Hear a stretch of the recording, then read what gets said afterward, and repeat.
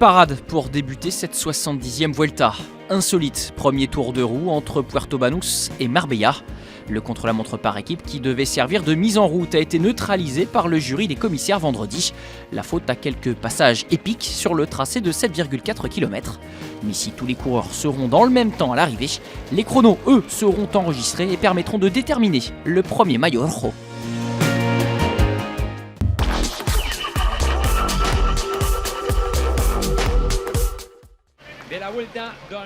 Un phare comme un présage, ce Tour d'Espagne s'annonce haut et lumineux. C'est dans la luxueuse marina andalouse de Puerto Banús que le ruban est coupé.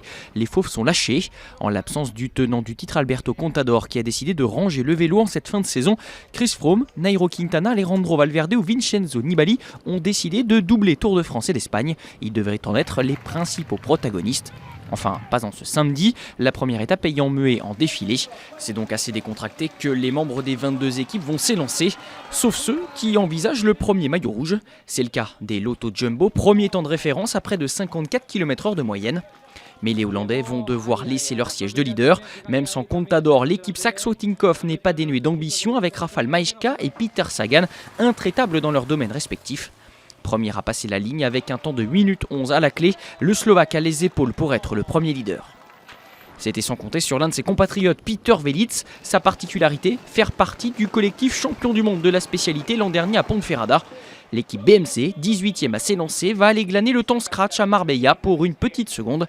Les Saxo Tinkoff doivent céder leur place. Vainqueur de 2 étapes en 2010, Velits n'a pas tardé à refaire parler de lui pour son retour sur les routes espagnoles.